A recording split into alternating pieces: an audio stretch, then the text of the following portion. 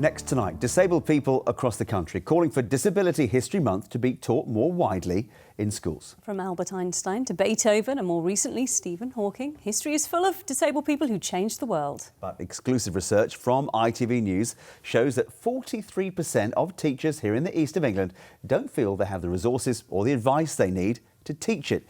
Catherine Walker explains. Daniel from Suffolk is one of 1.2 million disabled children across the UK.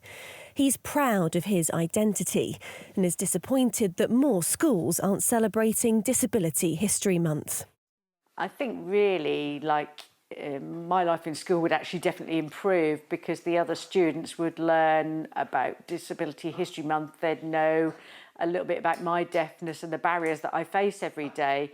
And people aren't really always aware of that or about the communication, how to adapt to a deaf person. So I think it would improve that greater awareness. Disability History Month runs from the 16th of November to the 16th of December. But a survey by ITV News found that 43% of teachers in the east of England don't think they have the resources or advice they need to teach it.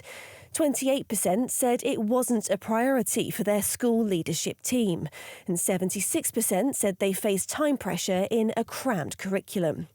Only 13% of head teachers across the country confirmed their school was definitely celebrating. Well, I think after 14 years, that's a bit shocking, really, because I think if you ask them about Pride Month or Black History Month, they'd all be saying they were doing something, yet they've got more children in most of their schools who are disabled, and they have a duty as public bodies to promote disability equality for disabled people. So we've been doing our unit on attitudes towards disability through time. It's an issue that Kate Wilson has been working hard to address. Worried about the lack of options for her students, she designed her own disability history curriculum.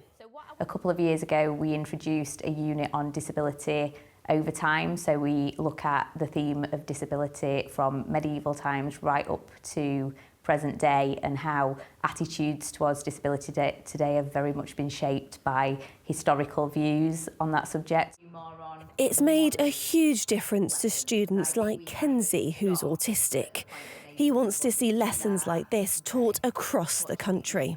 It's very important to me that people know what has happened and where things are going and what they need to do to help people.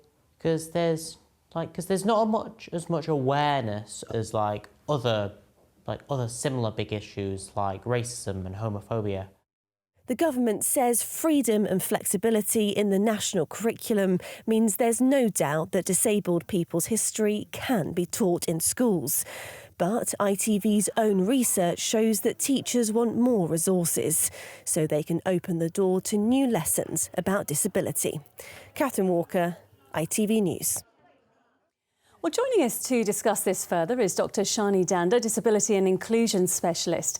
Dr. Danda, first of all, what do you make of ITV's research?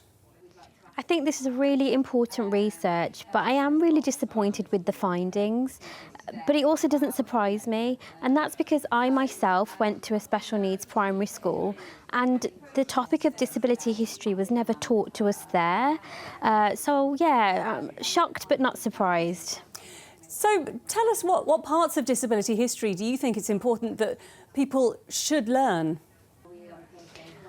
I think the topic as a whole is, is really important to cover. Disability touches every single community and culture around the world, and here in the UK, a quarter of the population experience disability, and we can be born with conditions or acquire them.